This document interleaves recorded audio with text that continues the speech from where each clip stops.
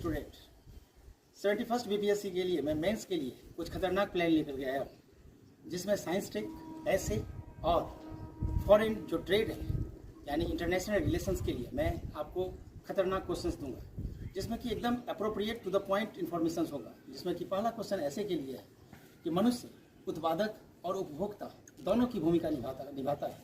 तो कैसे निभाता है? मानव उत्पादक के रूप में भूमिका निभाता है, अर्थात मनुष्य जब कोई काम करता है, जैसे किसान खेत में अन्न उपजाता है या फिर कोई भी आपको इंडस्ट्रीज में सामान बनाता है या फिर साइंस टेक की दुनिया में जो बिल्कुल नए नए रिसर्च होते हैं, यह सभी उत्पादन मनुष्य करता है। और यह मनुष्य में ही डेवलपमेंट नहीं होता है, बल्कि समाज राष्ट्र में भी डेवलपमेंट होता है। दूसरा है मानव उपभोक्ता के रूप में होता है, अर्थात कंज्यूमर के रूप में होता है, क्योंकि मानव उसका उपयोग करता है।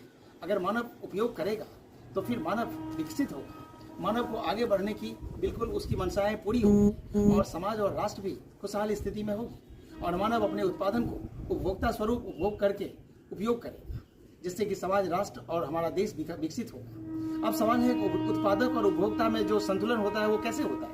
यानी उत्पादन करेगा और उपभोक्ता अगर उपभोग नहीं करेगा, डिमांड अगर कम हो जाएगा तो फिर वह संतुलन नहीं हो पाएगा। इसलिए संतुलन तब होगा जब हम अपने उत्पादन का सदुपयोग करें। Thank you.